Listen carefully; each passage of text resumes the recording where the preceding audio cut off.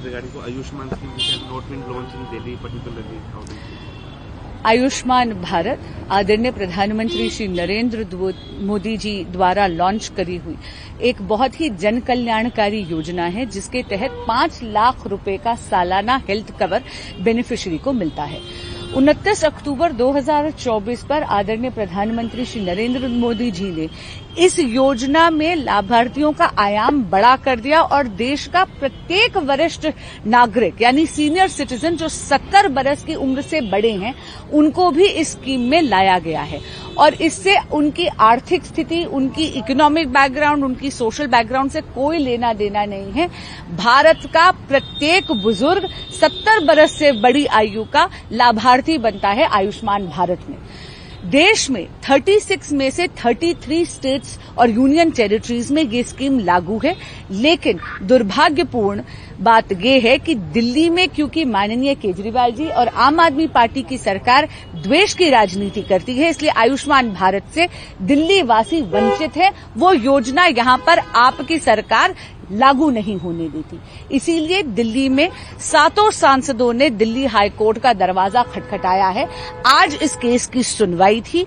यहां पर दोनों माननीय जजेस ने दिल्ली सरकार से सवाल भी पूछे और बहुत कड़े सवाल पूछे कि दिल्ली में जो हेल्थ की, स्वास्थ्य की व्यवस्था इतनी चरमराती हुई स्थिति में है, तो ये केंद्र सरकार से आर्थिक मदद लेने में क्यों कतरा रही है माननीय केजरीवाल जी की आम आदमी पार्टी की सरकार। सुनवाई अब कल होगी।